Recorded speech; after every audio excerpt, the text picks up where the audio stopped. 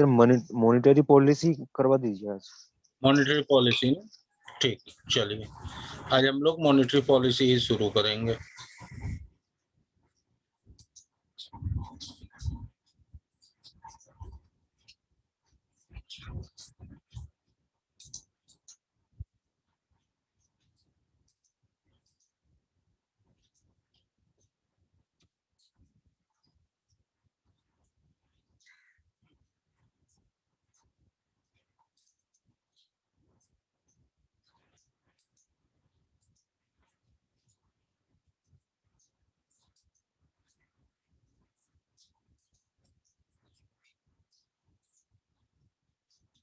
PT show हो रही है सभी को? हाँ सर, छोड़ो कुछ।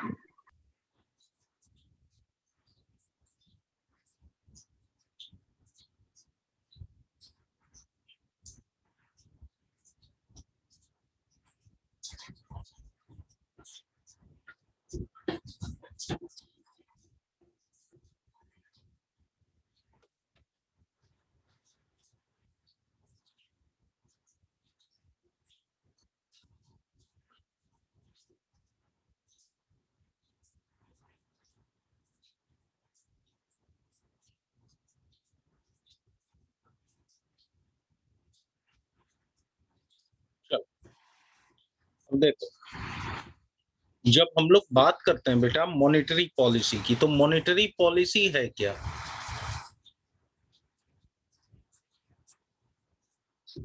मॉनेटरी पॉलिसी को जब आप डिफाइन करते हैं बेटा, तो मॉनेटरी पॉलिसी को डिफाइन करने से पहले आपको ये बताना पड़ेगा कि वो सबसे पहले जानना पड़ेगा कि मनी क्या होती है, उसके बाद ना आप मॉनेटरी पॉलिसी जानोगे। बताओ तुम, मनी क्या है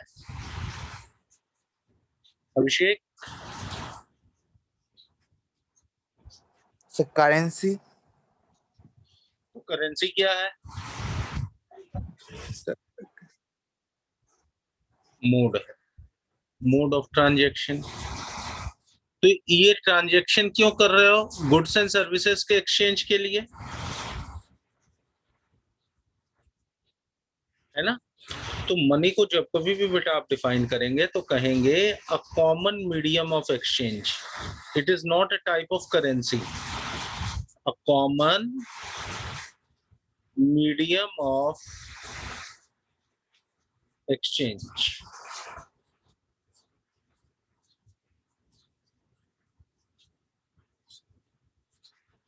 ठीक है?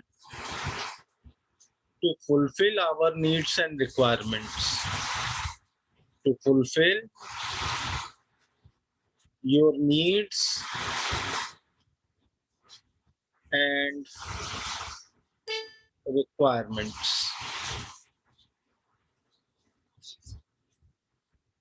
ठीक है? तो मनी क्या है? मीडियम ऑफ एक्सचेंज है। तो मनी यदि मीडियम ऑफ एक्सचेंज है डियर, तो अब आप ये बताओ, यदि मनी मीडियम ऑफ एक्सचेंज है बच्चा, तो करेंसी क्या है?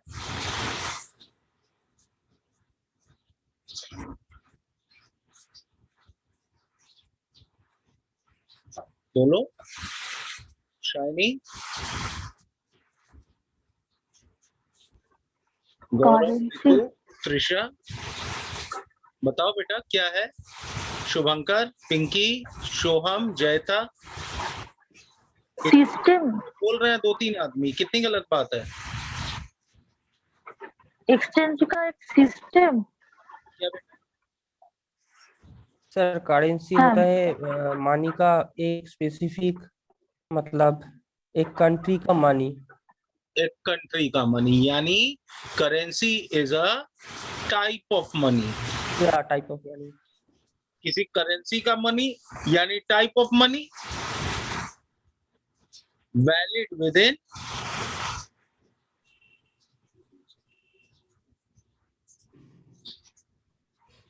a particular, within particular boundary, है कि नहीं? Yes sir.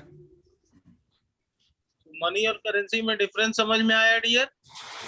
मनी क्या है और हाँ करेंसी? सर। जब कभी भी आप मनी को डिफाइन करोगे तो मनी को कहोगे कि a common medium of exchange to fulfil our needs and requirements.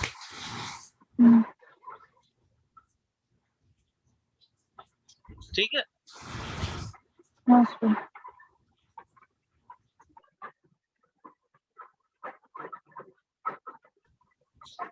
ठीक है। तो और करेंसी को जब डिफाइन करोगे तो type of money valid with in particular boundary हो गया। अब यहीं से मॉनेटरी पॉलिसी की बात आती है। तो अब मॉनेटरी पॉलिसी को जब आप डिफाइन करते हो डियर, तो मॉनेटरी पॉलिसी क्या है? तो मॉनेटरी पॉलिसी को जब आप इलैबोरेट करोगे तो कहोगे the policy prepared by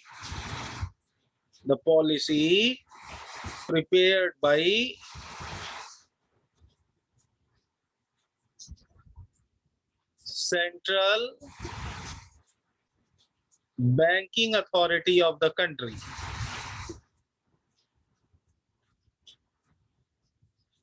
Central Banking Authority of the country to control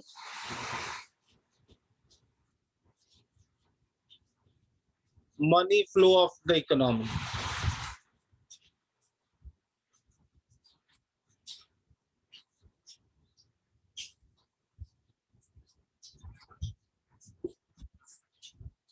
ठीक है। तो the policy prepared by Central Banking Authority of the country to control the money flow in the economy, money flow of the economy, as well as to control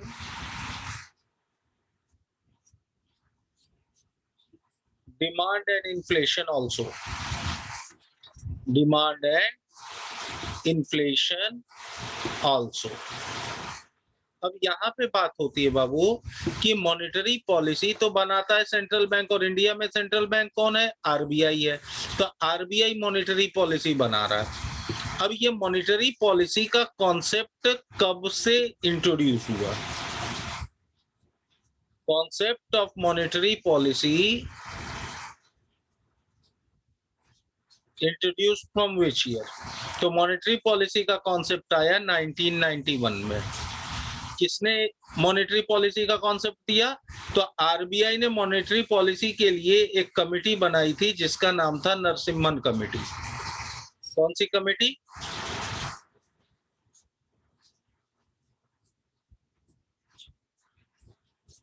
सबको आवाज आ रही है बेटा? बोलो, कौन सी कमेटी बनाई थी? नरसिम्हन कमेटी बनाई थी। ठीक है। अब ये नरसिम्हन कमेटी की रिकमेंडेशन पे 1991 में मॉनेटरी पॉलिसी इंट्रोड्यूस हुआ। तो आरबीआई ने इंट्रोड्यूस किया, तो आरबीआई लीगल काम करेगा तो वो जो भी लॉ बनाएगा वो भी तो लीगल होगा। बोलो। और जो भी लॉ बेटा लीगल होगा वो बताओ, वो लॉ यदि लीगल है तो उसको लॉ को कहीं ना कहीं डिफाइन किया गया है। यस और नो? यस। तो जब लॉ को डिफाइन किया गया है तो कहाँ डिफाइन किया गया है?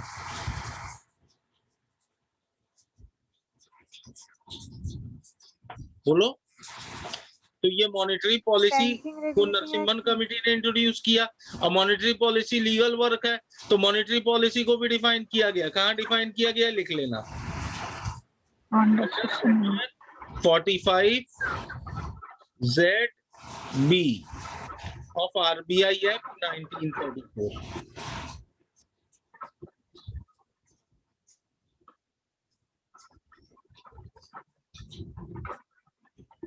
ठीक है। मॉनेटरी पॉलिसी को कहाँ डिफाइन किया गया है? 45 ZB of RBI Act 1934। ठीक है। अब बात होगी कि मॉनेटरी पॉलिसी में कितने इंस्ट्रूमेंट्स होते हैं। तो जब हम लोग मॉनेटरी पॉलिसी के इंस्ट्रूमेंट्स की बात करते हैं तो मॉनेटरी पॉलिसी में दो तरीके के इंस्ट्रूमेंट्स होते हैं। कितने इंस्ट्रूमेंट्स होते हैं डियर?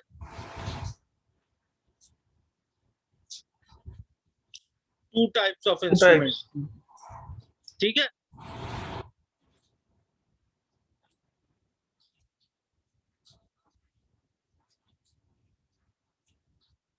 पहला कहलाएगा डायरेक्ट इंस्ट्रूमेंट और दूसरा कहलाएगा इनडायरेक्ट इंस्ट्रूमेंट। डायरेक्ट में क्या आएगा, इनडायरेक्ट में क्या आएगा? डायरेक्ट में आएगा CRR, SLR। इनडायरेक्ट में आएगा repo rate, reverse repo rate, MSF, bank rate, OMO और LAF। ये डायरेक्ट और इनडायरेक्ट इंस्ट्रूमेंट है। तो इनको डायरेक्ट और इनडायरेक्ट इंस्ट्रूमेंट क्यों कहा गया? क्योंकि इनका इंपैक्ट, अब ये घटेगा बढ़ेगा तो इसका इंपैक्ट जो है वो इंपैक्ट आपको इंस्टेंटली दिखेगा, इंस्टेंट इंपैक्ट होगा। इस पर जो है इंपैक्ट जो होगा वो इंस्टेंट होगा।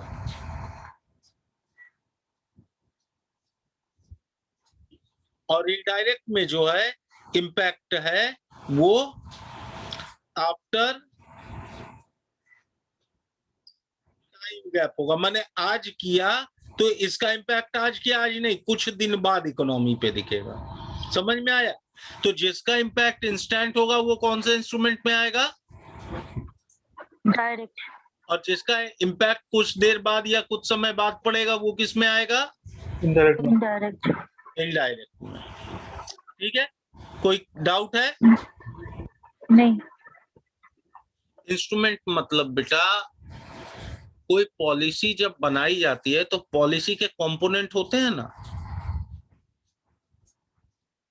तो वो कंपोनेंट ही जो है, वो कंपोनेंट, बहुत सारे कंपोनेंट को मिला के ना आपका कोई पॉलिसी बनाई जाती है, तो वो कंपोनेंट ही इंस्ट्रूमेंट है।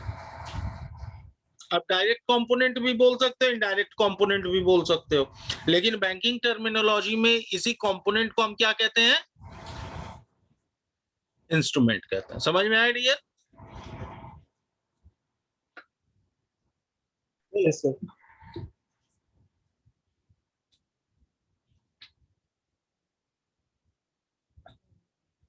बढ़ा जाए? चल, अब देखिए, अब मॉनेटरी पॉलिसी के कॉन्सेप्ट को तो हम लोग समझ गए, क्या है, कौन बनाता है, कैसे, कहाँ डिफाइन है। अब हम लोग जानेंगे कि मॉनेटरी पॉलिसी का बेटा रिव्यू भी तो करना जरूरी है हमको, क्योंकि मार्केट में मनी तो हर समय एक जैसी रहेगी नहीं, कि हमेशा एक जैसी ही रहेगी? बताओ तो। नहीं रहेगा एक जैसा, चेंज होता है। मार्केट में मनी हर समय एक जैसी तो रहेगी नहीं, तो मार्केट में रिव्यू भी तो करना पड़ेगा मॉनेटरी पॉलिसी को। तो रिव्यू टाइम कितना है मॉनेटरी पॉलिसी का? Review time of monetary policy, तो मॉनेटरी पॉलिसी का रिव्यू टाइम कितना है? तो जब इसको देखोगे तो यहाँ मिनिमम टाइम और मैक्सिमम टाइम दोनों डिफाइन करना पड़ेगा आपको। तो अब मिनिमम है 3 दिन, माने 2 मॉनेटरी पॉलिसी रिव्यू के बीच कम से कम कितने दिन का गैप होना चाहिए? 3 days। और मैक्सिमम 60 डेज। मैक्सिमम कितना दिन? 60 days। 60 डेज होना चाहिए। माने 2 मॉनेटरी पॉलिसी रिव्यू के बीच 60 दिन से ज्यादा का गैप नहीं हो सकता, 60 डेज होगा। और कम से মানে कम 7 দিন, স্যার তার মানে 7 দিন বাদে বাদে কি মনিটরিং পলিসিকে রিভিউ করা হয়, মানে দেখা হয়? অবশ্যই 60 দিনের আগেও করতে পারি। 3 দিনের, মানে 3 দিনের পর থেকে 7 দিনের মধ্যে। বুঝতে পেরেছো? কোনো ডাউট আছে? না। अब देखो, अब इसके बाद जब हम लोग बात करते हैं तो ये तो हम लोग मॉनेटरी पॉलिसी को जान गए। तो मॉनेटरी पॉलिसी क्या है, अब इसको एक बार हम लोग रिवाइज करेंगे। मैंने स्क्रीन हटा दी है। बताओ तो मनी क्या है? Money common medium of The common medium of exchange. Currency क्या एक्सचेंज है? Exchange valid within a particular current particular boundary মানে Type of money. country type of Types of money, money right. In the boundary. Monetary policy को कौन बनाता है? RBI. RBI. RBI, sir. Policy को sorry, RBI. Monetary policy regulate कौन करता है? RBI RBI. किन चीजों को कंट्रोल करने के लिए? Demand and inflation. कंट्रोल करने के लिए Demand and inflation of Demand and inflation. Demand money flow को एंड मनी सप्लाई। ठीक है, याद रखना, money supply, demand and inflation. ठीक है, इसको याद रखना, money supply, inflation and demand. Mid को कंट्रोल करता है। मिड में एम क्या है? money supply आई क्या है?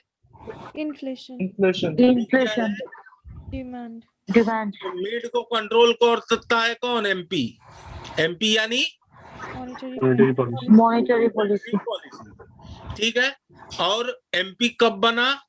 1991. 1991. 1991 एमपी कौन सी कमेटी के कहने पे बना? Narasimhan Government. Narasimhan कहाँ डिफाइन है? Under section Under some 45 Under years. 45 ZB. 5ZB RBI Act 1930. Very good, very good, बहुत अच्छे। मिनिमम रिव्यू टाइम कितना है?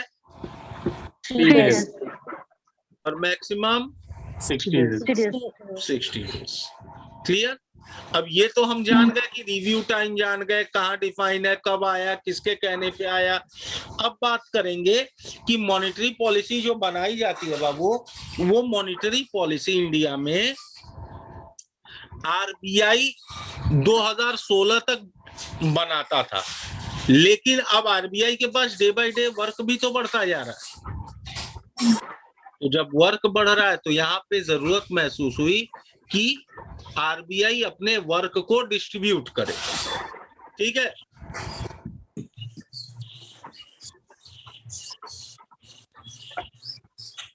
आरबीआई अपने वर्क को क्या करे? डिस्ट्रीब्यूट करे। तो उसने क्या किया, मॉनेटरी पॉलिसी जैसे इंपॉर्टेंट पार्ट को कंट्रोल करने के लिए 2016 में एक कमिटी कॉन्स्टिट्यूट की। उस समय गवर्नर ऑफ आरबीआई थे रघुराम गोविंद राजन। ठीक है, तो रघुराम गोविंद राजन ने कहा कि एक कमिटी बनाओ जो मॉनेटरी पॉलिसी का काम देखेगी। तो इसके लिए एक बॉडी बनाई गई जिसको हम लोगों ने नाम दिया, ये कमिटी बनाई गई, सॉरी, एक कमिटी बनी जिसका नाम था उर्जित पटेल कमेटी। कौन सी कमेटी? उर्जित पटेल कमेटी। उस समय उर्जित पटेल आरबीआई के डिप्टी गवर्नर थे। ठीक है, तो उर्जित पटेल कमेटी की रिकमेंडेशन पे 2016 में एक बॉडी कॉन्स्टिट्यूट की गई जिसका नाम था क्या? MPC. MPC stand for monetary policy committee. ठीक है, ये कब बनी? 1 जुलाई 2016 को। कहां पे बनी? मुंबई में। क्लियर? अब मॉनेटरी पॉलिसी कमेटी जो है, मॉनेटरी पॉलिसी कमेटी में 2 तरह के मेंबर होते हैं। एक होते हैं ऑफिशियल मेंबर और एक होते हैं एक्स ऑफिशियो मेंबर।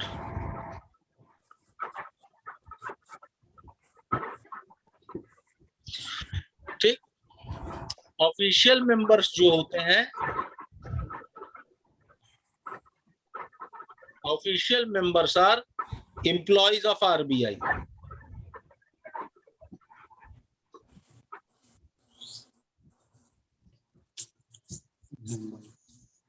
और एक्स ऑफिशियो मेंबर्स जो हैं, एक्स ऑफिशियो मेंबर्स इकोनॉमिस्ट होते हैं। जो लोग भी बात कर रहे हैं, काइंडली म्यूट योरसेल्फ, अपने आप को म्यूट करिए। ठीक है, ये सारे के सारे लोग कौन होते हैं? ये सारे के सारे लोग होते हैं economist.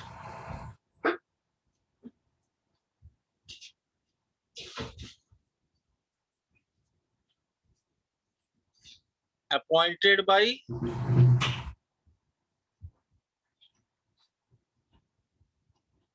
Government of India for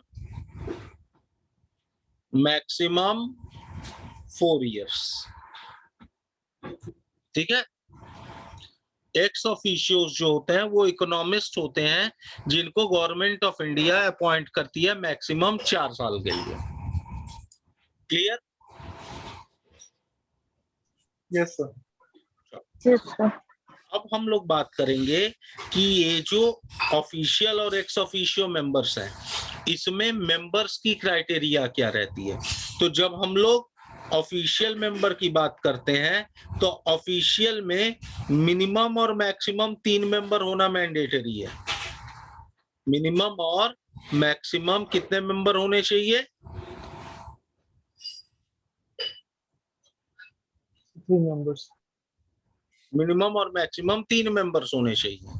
और एक्स ऑफिशियो कैटेगरी में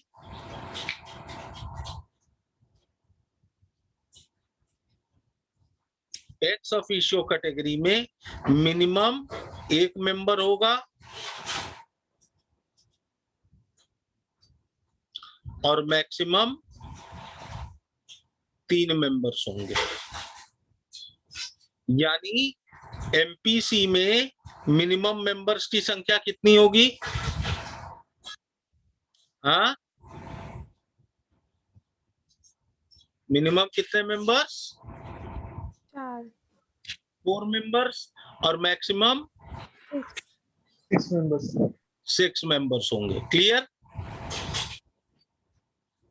अब देखो, अब आपसे पूछेगा कि एमपीसी में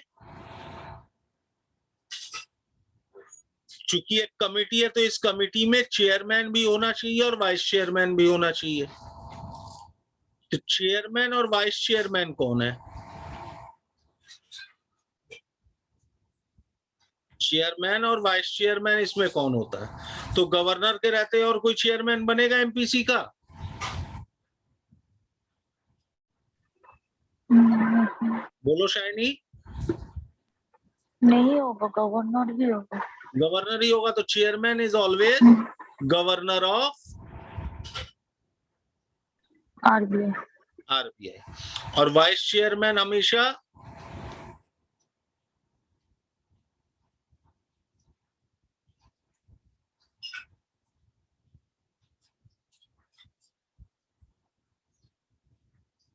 अब डिप्टी गवर्नर कितने हैं? 4 हैं। तो 4 में से 1 of the 4 deputy governors of RBI.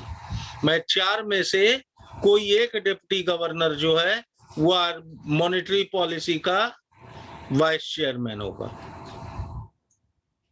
तो प्रेजेंटली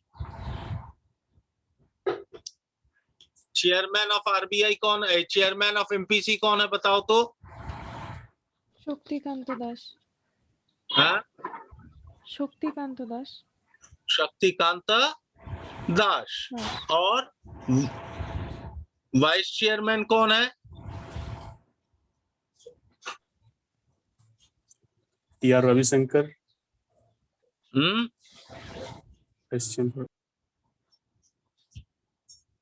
बोलो बोलो जल्दी बोलो। Patra. Michael D Patra ji. MK. Mahapatra. MD Patra. Michael Debabrata Patra. Michael क्या जोईता माइकल जैक्सन है क्या? जोईता ये माइकल लिखी है, एमडी पात्रा ही लिख देती, माइकल लिख के छोड़ी है। पूरा नाम हमेशा याद रखना। 4 डिप्टी गवर्नर है, कौन कौन से हैं? M K Jain, M D Patra, M R Rao और टीबी रविशंकर। ठीक है, तो यहां तक क्लियर हुआ बाबू? Yes sir. Yes, sir. Yes. SK Das, vice chairman is MD Patra. अच्छा, एक चीज शायद आप लोगों ने नहीं लिखी कि मॉनेटरी पॉलिसी कमेटी को कहां डिफाइन किया गया है।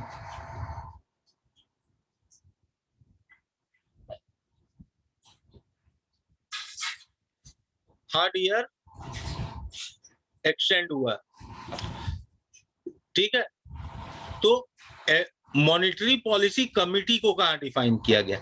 चूंकि ये आरबीआई ने बनाया और ये लीगल है, तो लीगल है तो लॉ में ये भी डिफाइन है, तो इसको कहां डिफाइन किया गया? Under section 45Z(1)(b) of RBI act 1934।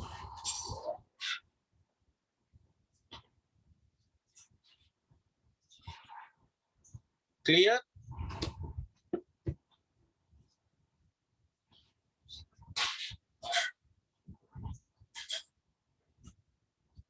कोई डाउट है?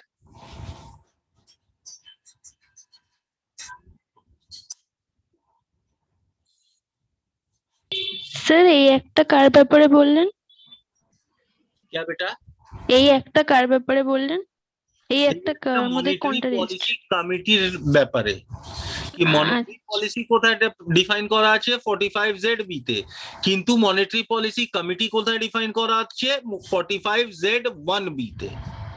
Okay sir. বুঝতে পেরেছো? হ্যাঁ স্যার। এখন এই কে কে মেম্বার আছে এর মধ্যে, তো কে কে মেম্বার আছে যখন এর কথা আমরা বলছি, তবে এইখানে আমরা দেখব, এই দেখো শক্তিকান্ত দাস, এমডি পাত্রা আর জনক রাজ, এই তিনটে হয়ে গেল অফিসিয়াল মেম্বার্স। কোন মেম্বার্স?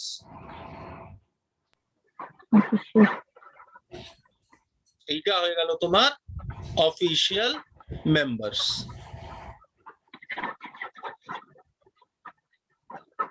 ঠিক আছে, আর এরা তিন হয়ে গেল, এরা হয়ে গেল ইকোনমিস্ট মেম্বার্স।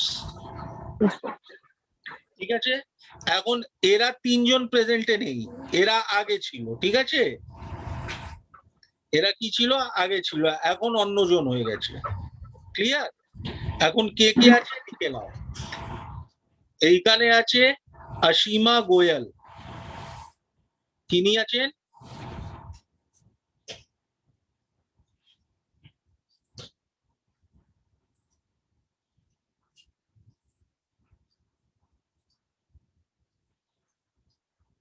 कौन है इसमें?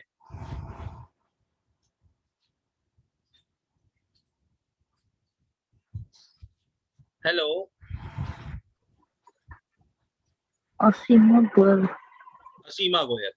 तो असीमा गोयल अभी हैं, उन्होंने किनको रिप्लेस किया था? डॉक्टर पमी दुआ को। पमी दुआ director of Delhi school of economics थी, अब उनकी जगह असीमा गोयल आ गई, तो वो अपॉइंट हो गई हैं। ठीक है, क्योंकि 4 साल का टेन्योर कंप्लीट हो गया। 1 जुलाई 2016 में ये बॉडी बनी थी मॉनेटरी पॉलिसी कमेटी, तो 4 साल कितना हो गया? 30 जून 2020। यस। तो 1 जुलाई 2020 से फिर नए डायरेक्टर, ये एक्स ऑफिशियो मेंबर्स आ गए, क्योंकि मैंने लिखवाया था ना कि इनको अपॉइंट कितने दिन के लिए किया जाता है? 4 साल। 4 years। इनका कंप्लीट हो गया। ठीक है शाइनी, आज रहता बोलो।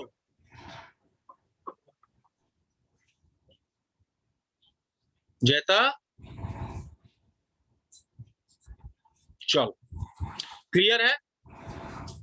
तो हाँ, असीमा गोयल ने असीमा गोयल ने किसको रिप्लेस किया? पमी दुआ को। चेतन घाटे को किसने रिप्लेस किया? शशांक भिड़े।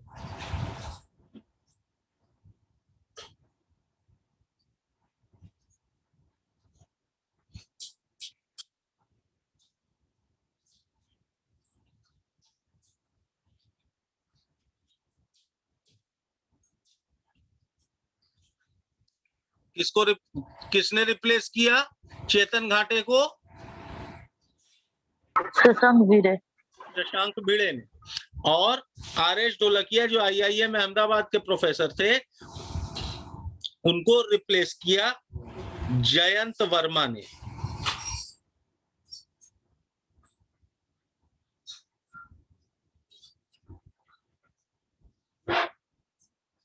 क्लियर? कोई डाउट है?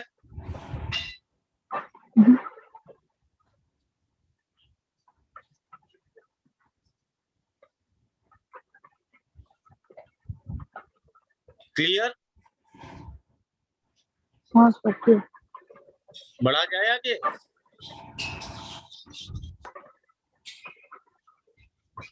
क्या हुआ भाई, कौन मैसेज किया? GOI कब चेंज होता है? GOI का मतलब है बेटा गवर्नमेंट ऑफ इंडिया। अब गवर्नमेंट ऑफ इंडिया कब चेंज होगी? GOI माने गवर्नमेंट ऑफ इंडिया बेटा, ठीक है। GOI का मतलब हुआ ये अपॉइंटेड बाय GOI है, और ये कौन है? ये अपॉइंटेड बाय RBI है, ठीक है।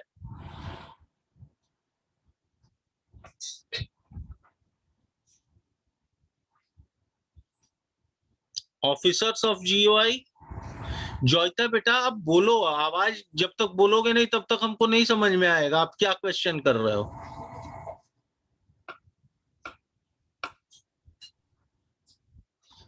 सर जो GOI में जो दिखा रहे हैं ना आप, वो कब कब चेंज होते हैं? बेटा GOI में मैंने नहीं दिखाया, मैंने क्या लिखा? गवर्नमेंट। मैंने आपको इससे पहले वाली स्लाइड में बेटा, रुको एक मिनट सर वही पूछ रहे हैं, ये लोग जो अपॉइंटेड होते हैं मॉनेटरी पॉलिसी की कमेटी में, तो ये लोग कब चेंज होते रहते हैं? मतलब मैंने बताया ना 4 साल का इनका टेनियर होता है। नहीं बता। ये देखो, रुक जाओ मैं दिखा दे रहा हूँ बेटा, कंफ्यूजन नहीं होना है। देखो मैंने क्या लिखवाया मॉनेटरी पॉलिसी कमेटी में, ये देखो क्या लिखवाए, एक्स ऑफिशियो लिखवाए ना यहाँ पे। हाँ सर।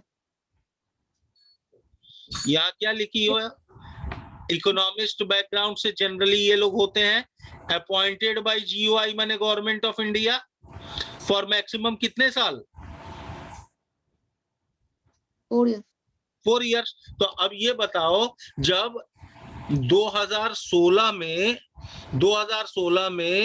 1 जुलाई 2016 को मॉनेटरी पॉलिसी कमेटी स्टैब्लिश हुई, तो 4 साल कब कंप्लीट होगा?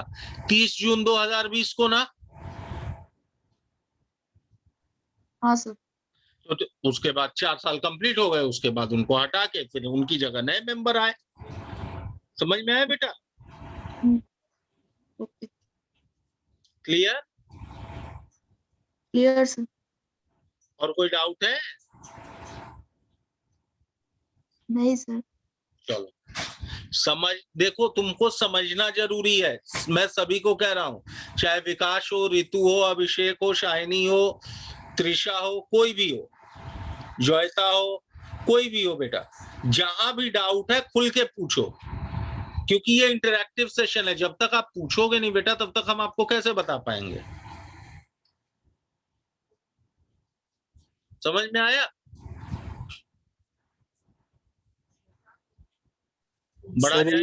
सर ऑफिसियो जो शक्तिकांत दास है, इनका टर्नओवर 4 इयर्स है।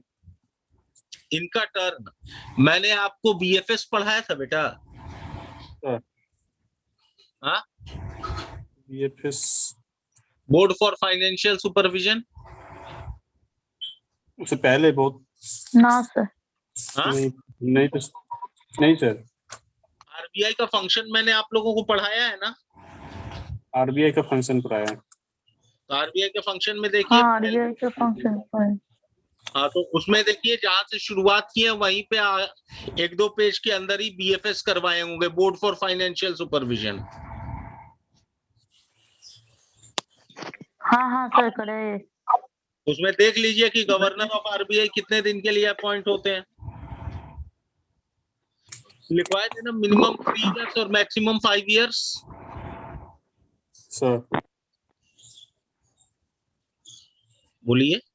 हाँ हाँ मिनिमम 3 इयर्स और मैक्सिमम 5 इयर्स है पेज ही। लिखवाए है ना। हाँ सर।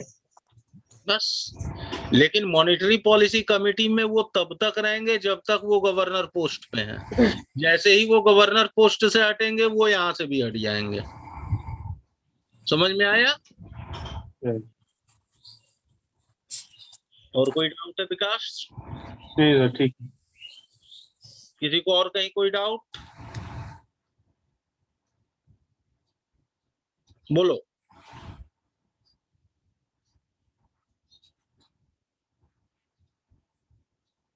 बढ़े आगे। चलो अब देखो, अब इसके बाद हम लोग बात करेंगे। अब देखो, मॉनेटरी पॉलिसी को जानने के लिए हमको सबसे पहले जानना पड़ेगा कि एक वर्ड है जिसको हमें जानना सबसे ज्यादा जरूरी है, अदरवाइज हमारा बैंकिंग का कॉन्सेप्ट, ये मॉनेटरी पॉलिसी का कॉन्सेप्ट क्लियर नहीं होगा। ठीक है, और उस टर्म को हम लोग कहते हैं NDTL, net demand and time liability.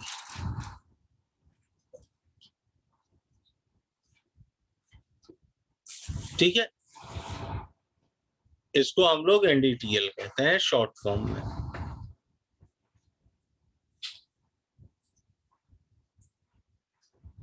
बोलो।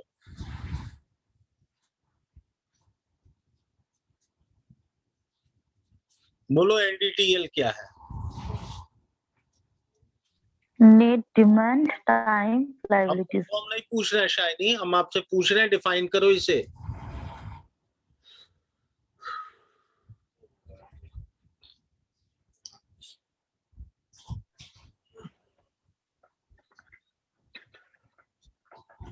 सर हम बैंक में पैसे रखते हैं कुछ टाइम के लिए थोड़ा, और डिमांड और डिपॉजिट और करंट अकाउंट तो डिमांड लायबिलिटी में आता है। Very good, very good. और रिकरिंग और फिक्स तो टाइम लायबिलिटी में आता है। अच्छा ठीक है, अब ये बताओ डिपॉजिट कहाँ करते हो तुम लोग? बैंक में। बैंक में। तो बैंक में जब तुम पैसा जमा करते हो बेटा, तो ये बताओ बैंक तुमसे कितने तरीके से पैसा ले सकता है? 2 तरीके से, या तो डिमांड डिपॉजिट,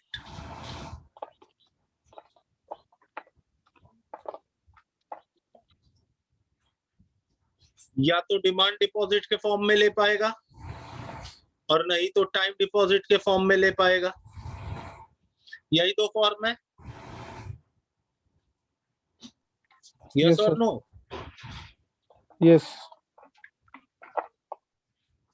कुछ लोगों को डिमांड डिपॉजिट और टाइम डिपॉजिट नहीं समझ में आ रहा होगा, है ना? वो मैं अभी आपको समझा रहा हूं। अब डिमांड डिपॉजिट में आता है 2 account, current account and saving account, और टाइम डिपॉजिट में आता है 2 account, recurring account and fix account. Clear?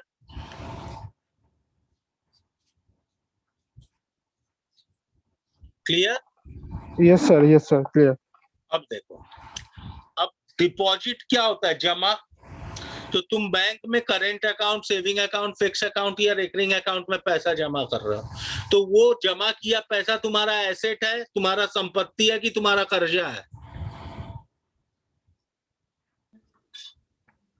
बोलो शाइनी। एसेट एसेट है। एसेट है। एसेट एसेट जो पैसा तुमने बैंक में जमा किया है वो तुम्हारा एसेट है कि लाइबिलिटी है? एसेट। एसेट है सर। एसेट है। क्लियर? तो यदि वो तुम्हारा एसेट है बेटा, तो यदि वो तुम्हारा एसेट है तो बैंक के लिए क्या होगा? वो लायबिलिटी होगा। Liability liability. कस्टमर के लिए तो एसेट है। बैंक के लिए लाइबिलिटी। बैंक के लिए क्या होगा? लाइबिलिटी हो लाइबिलिटी। जाएगा। तो बैंक के लिए जब डिपॉजिट लाइबिलिटी है बेटा, तो डिपॉजिट का दोनों टाइप, डिमांड डिपॉजिट और टाइम डिपॉजिट, ये दोनों भी तो बैंक के लिए लाइबिलिटी ना हुआ।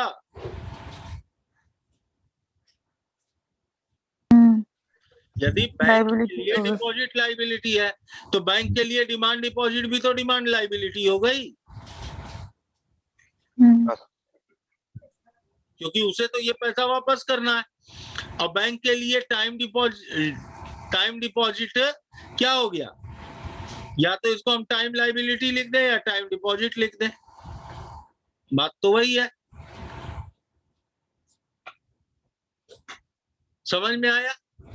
अब यदि तुमको पैसा जमा करना है बैंक में, एक सिंपल सा चीज पूछ रहा हूं, यदि तुमको पैसा बैंक में जमा करना है तो इन 4 अकाउंट के अलावा और कोई ऑप्शन है जिसके थ्रू बैंक में पैसा जमा कर सकते हो? बोलो। No sir. कोई और ऑप्शन है? सोच लो। बैंक में पैसा जमा करने का बात कर रहे हैं तो तुम गोल्ड जोड़ रहा है। गोल्ड तो स्टॉक मार्केट में होता अब और बताओ, पैसा यदि तुमको बैंक में जमा करना है, हम सिंपल सा चीज पूछ रहे हैं, तुमको साइनी को पैसा जमा करना है बैंक में, तो साइनी क्या इन 4 अकाउंट के अलावा और कोई फॉर्मेट है बेटा जिसमें पैसा जमा कर सकती है तू? नहीं। अरे ये करंट अकाउंट होता है वो उसमें भी जमा कर सकते हैं ना? करंट अकाउंट तो लिखा ही है, करंट, सेविंग, रेकरिंग और फिक्स, चारों अच्छा। अकाउंट बेटा लिखी दी है। हाँ करंट तो लिखा है हमने, करंट के अलावा तुम और कहीं नहीं कर सकते? नहीं कर सकते। तो बैंक भी हमसे इन्हीं 4 अकाउंट के थ्रू पैसा ले सकता है? हाँ। Yes sir. हाँ सर। तो बैंक ने हमसे टोटल कितना पैसा लिया? यदि हम इन चारों अकाउंट में डिपॉजिट पैसे को या इन दोनों डिपॉजिट, डिमांड डिपॉजिट और टाइम डिपॉजिट में इन्वेस्ट किए गए पैसे को जोड़ दें तो हमको ये पता लग जाएगा क्या कि कस्टमर ने मेरे पास कितना पैसा जमा किया है? हाँ सर। बोलो। हाँ पता लग जाएगा कि कस्टमर ने बैंक के पास कितना जमा किया है या बैंक ने कस्टमर से कितना लिया है। हाँ। तो अब जो बैंक ने कस्टमर से लिया है बेटा, उसमें क्या इंटरेस्ट इंक्लूडेड है?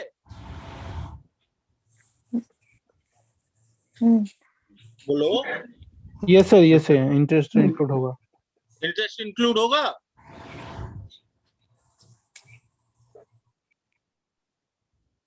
लेने के टाइम पे इंटरेस्ट हाँ, लेने के टाइम देने के टाइम इंटरेस्ट देंगे ना, इंक्लूड करके। लेकिन मैंने क्या पूछा, लेने के समय?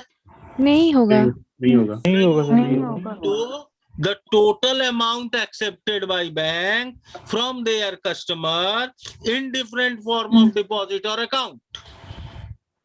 The total amount accepted by bank from their customer in different form of deposit or account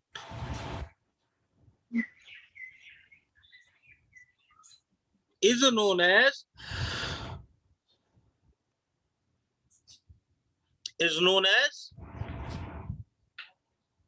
what is this? NDTL। NDTL। और इस NDTL में आपका इंटरेस्ट इंक्लूड नहीं होगा। नहीं होगा। समझ में आया बाबू? बोलो। सर और एक बार बताइए। मैंने कहा बेटा कि 4 अकाउंट के अलावा तो तुम और कहीं पैसा जमा कर नहीं सकते। यस और नो? होता है सर। ठीक है, तो इन 4 अकाउंट में जो भी तुम पैसा जमा करोगे क्या उसमें इंटरेस्ट इंक्लूडेड है? नहीं है।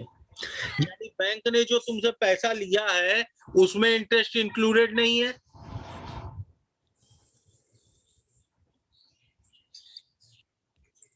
है कि नहीं है? नहीं है। तो बैंक ने तुमसे नेट कितना पैसा लिया? जितना तुमने इन 4 अकाउंट में पैसा जमा किया है वही पैसा ना बैंक ने तुमसे लिया है।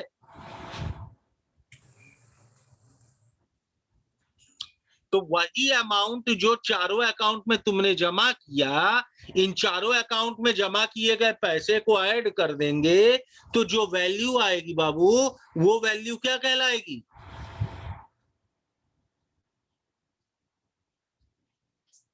एनडीटीएल कहलाएगी। गुड जयता, समझ में आया सबको? हाँ सर। शायन, शायनी, जयता, विकास, शैकत, ऋतु, त्रिषा, अभिषेक, पिंकी, सोहम, मूपिया, अभिक्षिता, गौरव, आयुषी, जोइता, कितना कितना नाम है? समझ में आया सबको? अर्का, शैकत, यस सर। हाँ सर। सबका नाम हम ले डाले ना? सर तो एनडीटीएल तो रोज कैलकुलेशन होगा ना? बिल्कुल, ऑब्वियस सी बात है, रोज कैलकुलेट होगा। रोज तुम पैसा जमा करते हो ना, रोज तो कस्टमर बैंक में जाता है। हाँ सर। तो रोज कस्टमर जा रहा है तो एनडीटीएल किस बेसिस पे कैलकुलेट होता है? रोज रोज ही होगा। बेसिस पे कैलकुलेट होगा। समझ में आया? Okay. Clear Shubhankar, Arnab, Ankita, Shomen? Yes sir. Doubt है डियर? No sir. कोई कंफ्यूजन है? नहीं सर। तो आज के लिए हम लोग यहीं रुकते हैं। इसके बाद नेक्स्ट क्लास में हम लोग मॉनेटरी पॉलिसी का, अब कॉन्सेप्ट तो हम लोगों को क्लियर हो गया है, अब मॉनेटरी पॉलिसी के कंपोनेंट या इंस्ट्रूमेंट्स के बारे में हम लोग नेक्स्ट क्लास में डिस्कस करेंगे। ठीक है? Okay sir. Okay dear, okay sir. Thank you sir. Great weekend sir, thank you. Thank you sir.